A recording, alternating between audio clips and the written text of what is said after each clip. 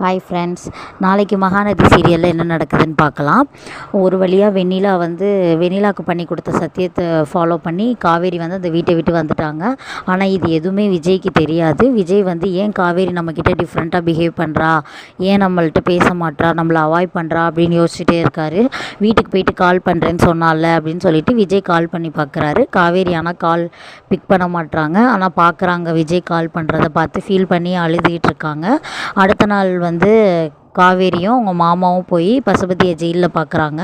அப்போ பசுபதி திரும்பவும் சொல்கிறாரு, நீ என்னை ஜெயிச்சிட்டேன்னு நினைக்காத, நான் வெளியில் வந்தேன்னா என்னோடய ஆட்டம் வேறு மாதிரி இருக்கும் அப்படின்னு சொல்கிறாரு. அப்போ காவேரி சொல்கிறாங்க, நீ என்னை என்ன வேணால் பண்ணலான்னு நினைக்காத, என்னை ஒரு நாளும் உன்னால் அழிக்க முடியாது, நீ பண்ணுறது எல்லா சதியையும் முறியடித்து நான் வந்துடுவேன் அப்படின்ற மாதிரி சொல்கிறாங்க. அதுக்கு பசுபதி சொல்கிறாங்க, நீ என்னை இந்த நிலமையில நிற்க வச்சிட்டில, இதுக்கு நான் உன்னை சும்மா விட மாட்டேன் அப்படின்னு சொல்கிறாரு. வெண்ணிலா அங்கேருந்து காவேரி ஜெயிலில் போய் பசுபதியை பார்த்துட்டு வந்துடுறாங்க. வர வழியில் விஜயை பார்க்குறாங்க. ஆனால் விஜய் பார்த்துட்டு விஜய்கிட்ட பேசாமல் போயிடுறாங்க. விஜய் ஏன் காவேரி நம்மளை அவாய்ட் பண்ணுறா, என்ன ஆச்சு, எதுவும் பிரச்சனையா அப்படின்னு நினச்சி யோசிச்சுட்டு காவேரியை பார்க்க போயிட்டுருக்காரு. காவேரின்னு கூப்பிட்றாரு. ஆனால் காவேரி அது எதுக்குமே ரெஸ்பான்ஸ் பண்ணாமல் அவங்க பாட்டு வந்துடுறாங்க.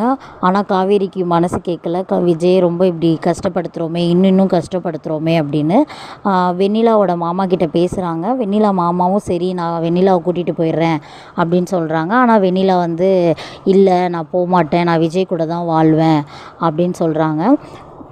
இதுக்கப்புறம் என்ன நடக்குதுன்னு பார்ப்போம். வெண்ணிலாவும் விஜயும் சேருவாங்களா, இல்லை விஜய் விரும்புகிற மாதிரி காவேரியும் விஜயும் சேர்றாங்களான்னு பொறுத்திருந்து பார்ப்போம்.